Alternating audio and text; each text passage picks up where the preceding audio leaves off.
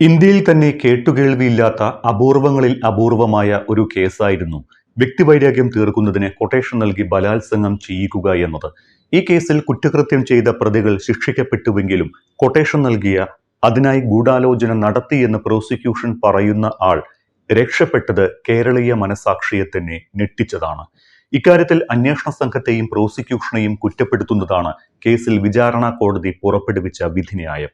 പ്രോസിക്യൂഷനും അന്വേഷണ സംഘവും ആരോപിക്കുന്നത് പോലെ ദിലീപിന് ആക്രമിക്കപ്പെട്ട നടിയോട് വ്യക്തിവൈരാഗ്യം ഉണ്ടായിരുന്നുവെന്നും ഇതിന്റെ പേരിൽ ദിലീപ് ഗൂഢാലോചന നടത്തി തട്ടിക്കൊണ്ടുപോയി ബലാത്സംഗം ചെയ്യാൻ കൊട്ടേഷൻ നൽകി എന്നും തെളിയിക്കാനായില്ല എന്നാണ് കോടതി ചൂണ്ടിക്കാട്ടുന്നത്. കൊട്ടേഷൻ നൽകി ബലാത്സംഗം ചെയ്യിച്ചുവെന്ന സിദ്ധാന്തം തെളിയിക്കുന്നതിനാവശ്യമായ തെളിവിന്റെ ഒരു പേപ്പർ കഷ്ണം പോലും ഹാജരാക്കാൻ പ്രോസിക്യൂഷന് സാധിച്ചില്ല എന്നാണ് കോടതിയുടെ കണ്ടെത്തൽ.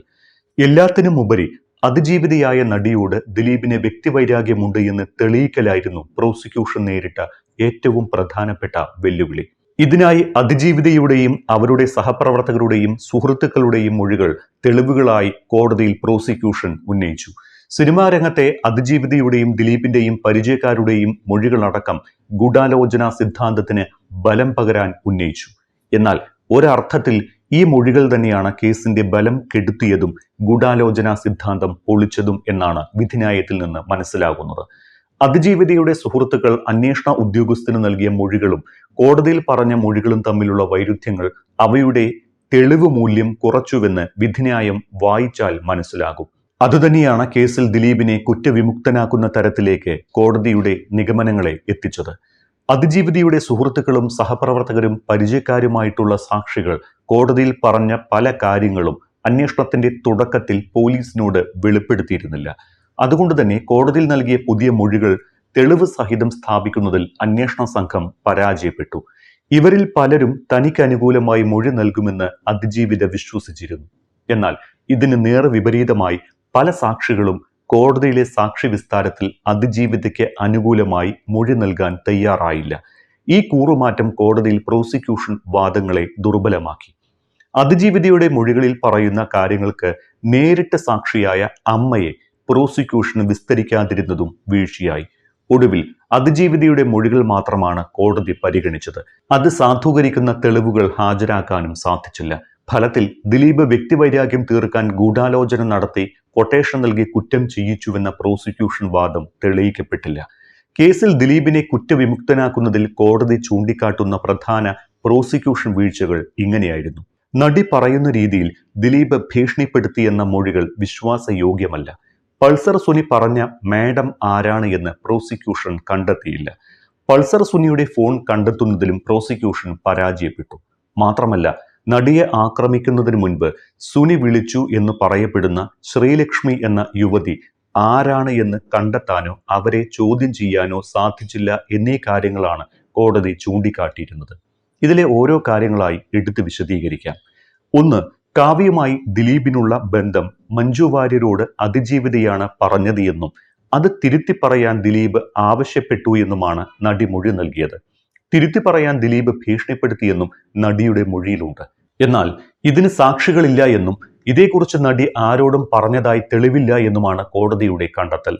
2012 ഒരു യൂറോപ്യൻ യാത്രയ്ക്കായുള്ള കൊച്ചിയിലെ റിഹേഴ്സലിനിടെയാണ് ഈ ഒരു ഭീഷണി ഉണ്ടായത് എന്നും ഈ സമയത്ത് തന്നോടുള്ള വിരോധം മൂലം ദിലീപ് അധികം തന്നോട് സംസാരിച്ചിരുന്നില്ല എന്നും നടിയുടെ മൊഴിയിലുണ്ട്.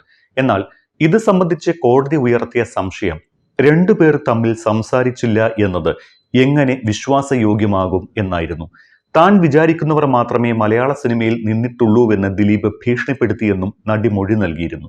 എന്നാൽ ദിലീപിന്റെ ഭീഷണി എന്തുകൊണ്ട് മറ്റു താരങ്ങൾ കേട്ടില്ല എന്നും നടിയുടെ അടുപ്പക്കാർ ഉണ്ടായിട്ടും ഇക്കാര്യം എന്തുകൊണ്ട് ആരോടും പറഞ്ഞില്ല എന്നുമാണ് കോടതി സംശയം പ്രകടിപ്പിച്ചത്.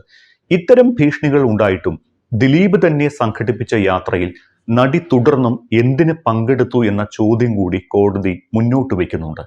നടിയെ ആക്രമിക്കുന്നതിന് തൊട്ടു മുൻപായി ശ്രീലക്ഷ്മി എന്നു പേരുള്ള ഒരു യുവതിയുമായി സുനി ഫോണിൽ സംസാരിച്ചിരുന്നു. ഈ സ്ത്രീയെ കണ്ടെത്തി സാക്ഷിയാക്കാനോ ചോദ്യം ചെയ്യാനോ അന്വേഷണ സംഘവും പ്രോസിക്യൂഷനും തയ്യാറായിട്ടുമില്ല. ഈ സ്ത്രീക്ക് ഈ കൃത്യത്തെപ്പറ്റി അറിയാമായിരുന്നോ എന്നതിന് പോലും പ്രോസിക്യൂഷന് കൃത്യമായ വിശദീകരണമില്ല എന്നും കോടതി ആരോപിക്കുന്നുണ്ട്. നടിയെ ആക്രമിക്കുന്ന സമയത്ത് കൊട്ടേഷൻ നൽകിയത് ഒരു സ്ത്രീയാണ് എന്ന അർത്ഥത്തിൽ ഒരു മാഡം നൽകിയ കൊട്ടേഷനാണ് എന്ന് സുനി പറയുന്നുണ്ട്. ഈ മാഡം ആരാണ് എന്ന് അന്വേഷണ സംഘം കണ്ടെത്തിയില്ല എന്നും വിമർശനമുയരുന്നു. കൊട്ടേഷൻ കൊടുത്ത മാഡം എന്നൊരാൾ ഉണ്ടോ എന്ന് പോലും കോടതി മുറിയിൽ കൃത്യമായ ഉത്തരം നൽകാനായില്ല എന്നാണ് പ്രോസിക്യൂഷനെ കുറിച്ച് കോടതി വിമർശിച്ചത്. ഇനി അങ്ങനെ ഒരു മാഡം ഇല്ല എങ്കിൽ എന്തുകൊണ്ട് സുനി അങ്ങനെ പറഞ്ഞു എന്നീ സംശയങ്ങളും പ്രോസിക്യൂഷനോട് കോടതി ചോദിക്കുന്നുണ്ട്.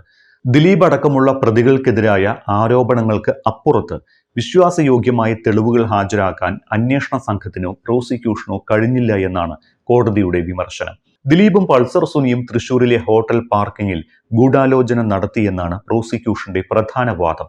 എന്നാൽ ഇത് തെളിയിക്കാൻ ഒരു കഷ്ണം പേപ്പർ പോലും അന്വേഷണ സംഘം ഹാജരാക്കിയില്ല എന്നാണ് കോടതി വിമർശിച്ചത്. കാറിൽ ഗൂഢാലോചന നടത്തിയെന്ന് പറയുമ്പോഴും പാർക്കിങ്ങിലെ വാഹന രജിസ്റ്ററും CCTV ദൃശ്യങ്ങളും മൊഴികളും അങ്ങനെ ഒരു തെളിവും നിരത്താനായില്ല എന്ന് കോടതി ഉത്തരവിൽ വ്യക്തമാക്കുന്നു. ഹോട്ടൽ പാർക്കിങ്ങിലെ ഈ ഗൂഢാലോചനയ്ക്ക് പിന്നാലെ പൾസർ സുനിയുടെ അമ്മയുടെ അക്കൗണ്ടിലേക്ക് 1 ലക്ഷം രൂപ 2015 വന്നതായി അന്വേഷണ ഉദ്യോഗസ്ഥൻ കണ്ടെത്തിയിരുന്നു. ഇത് ദിലീപ് നൽകിയ കൊട്ടേഷൻ തുകയാണ് എന്ന് സ്വയം വിലയിരുത്തി അതിനായി കെട്ടിച്ചമച്ചതാണ് പാർക്കിങ്ങിലെ ഗൂഢാലോചന കഥയെന്നും കോടതി കണ്ടെത്തിയിട്ടുണ്ട്. സംവിധായകൻ ബാലചന്ദ്രകുമാറിന്റെ മൊഴിയെക്കുറിച്ചും വിധിന്യായത്തിൽ പരാമർശമുണ്ട്. ബാലചന്ദ്രകുമാറിന്റെ മൊഴി വിശ്വാസയോഗ്യമല്ല എന്ന് തന്നെ വിധിന്യായത്തിൽ ചൂണ്ടിക്കാട്ടുന്നു. ദിലീപും പൾസർ സുനിയും വളരെ രഹസ്യമായിട്ടാണ് കൊട്ടേഷൻ ഗൂഢാലോചന നടത്തിയെന്നതാണ് പ്രോസിക്യൂഷൻ ഉന്നയിച്ച വാദം. തങ്ങൾ തമ്മിലുള്ള ബന്ധം പുറത്തറിയാതിരിക്കാൻ ഇരുവരും ശ്രദ്ധിച്ചിരുന്നുവെന്നും പ്രോസിക്യൂഷൻ പറയുന്നുണ്ട്. എന്നാൽ ദിലീപിന്റെ ആലുവയിലെ വീട്ടിൽ വെച്ച് പൾസർ സുനിയുടെ തോളിൽ കൈയിട്ട് നിൽക്കുന്ന ദിലീപിനെയും അവിടെ നിന്ന് സുനി പണം വാങ്ങി പോകുന്നത് കണ്ടുവെന്നും ബാലചന്ദ്രകുമാറും മൊഴി നൽകി. ഇത് രണ്ടും എങ്ങനെയാണ് ഒത്തുപോകുന്നത് എന്നാണ് കോടതി ചോദിച്ചത്.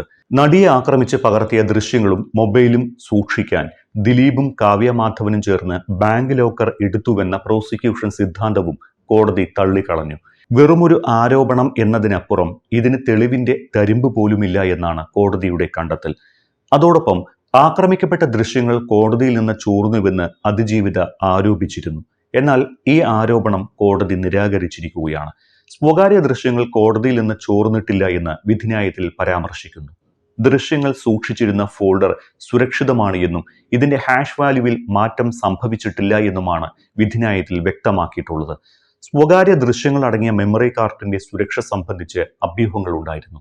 ദൃശ്യങ്ങൾ ചോർന്നതായുള്ള ആരോപണങ്ങൾ വിചാരണയുടെ പല ഘട്ടങ്ങളിൽ ഉയരുകയും ചെയ്തു. പക്ഷേ ഇതെല്ലാം വിധിന്യായത്തിൽ നിരാകരിക്കുകയാണ് കോടതി ചെയ്തത്. 8 ഫയലുകളാണ് മെമ്മറി കാർഡിൽ ഉണ്ടായിരുന്നത്. ഇതിന്റെ ഹാഷ് വാല്യൂവിൽ മാറ്റം വന്നിട്ടില്ല എന്നും പരാതിക്കാരിയുടെ സ്വകാര്യത ഒരു ഘട്ടത്തിലും ലംഘിക്കപ്പെട്ടിട്ടില്ല എന്നും ഇക്കാര്യം വാദത്തിന്റെ അവസാന ഘട്ടത്തിൽ സ്പെഷ്യൽ പ്രോസിക്യൂട്ടറും സമ്മതിച്ചിട്ടുള്ളതാണ് എന്നും വിധിന്യായത്തിൽ കോടതി വ്യക്തമാക്കിയിട്ടുണ്ട്. പൾസർ സുനി ദൃശ്യങ്ങൾ പകർത്തിയ ഫോൺ കാണാതായതിനെ കുറിച്ചും വിധിന്യായത്തിൽ പറയുന്നുണ്ട്. പൾസർ സുനിയുടെ ഫോൺ എവിടെയെന്ന് കോടതി ചോദിക്കുന്നു. ആ ഫോൺ കണ്ടെത്താനുള്ള കൃത്യമായ അന്വേഷണം നടന്നിട്ടില്ല എന്നും കോടതി പ്രത്യേകം ചൂണ്ടിക്കാട്ടിയിട്ടുണ്ട്. സംവിധായകൻ ബാലചന്ദ്രകുമാറിന്റെ വെളിപ്പെടുത്തലിന് ശേഷം കേസ് വീണ്ടും സജീവമാക്കാൻ പോലീസ് നടത്തിയ നാടകമായിരുന്നു ഹാഷ് വാല്യൂ മാറ്റം എന്ന വിവാദമെന്നാണ് കോടതിയുടെ പരോക്ഷ വിമർശനം. ഹാഷ് വാല്യൂവിൽ ഉണ്ടായ മാറ്റം അതിലെ ദൃശ്യങ്ങളിൽ കൃത്രിമം നടന്നുവെന്നതിന്റെ സൂചനയല്ല എന്നും ദൃശ്യങ്ങൾ സുരക്ഷിതമാണ് എന്നും കോടതി വ്യക്തമാക്കി. ദിലീപ് ചാറ്റുകൾ ഡിലീറ്റ് ചെയ്തുവെന്ന് തെളിയിക്കുന്നതിൽ പ്രോസിക്യൂഷൻ പരാജയപ്പെട്ടു. കേസുമായി ബന്ധപ്പെട്ട ചാറ്റുകളാണ് ഡിലീറ്റ് ചെയ്തത് എന്ന് തെളിയിക്കാൻ പ്രോസിക്യൂഷന് കഴിഞ്ഞിട്ടില്ല. നിർണായക ചാറ്റുകൾ ദിലീപ് ഡിലീറ്റ് ചെയ്തുവെന്ന് പറഞ്ഞ സാക്ഷി തന്നെ കേസുമായി ബന്ധമില്ലാത്ത 12 ചാറ്റുകളാണ് ദിലീപ് ഡിലീറ്റ് ചെയ്തത് എന്നും പിന്നീട് പറഞ്ഞു. ചാറ്റ് ചെയ്ത പലരും കേസുമായി ബന്ധമില്ലാത്തവരാണ് എന്നും കോടതി വ്യക്തമാക്കുന്നുണ്ട്. അങ്ങനെ പ്രോസിക്യൂഷനെതിരെ കടുത്ത വിമർശനങ്ങൾ ഉന്നയിച്ചുകൊണ്ടാണ് ദിലീപിനെ കുറ്റവിമുക്തനാക്കിയതിനെ കോടതി വിധിന്യായത്തിൽ ന്യായീകരിക്കുന്നത്.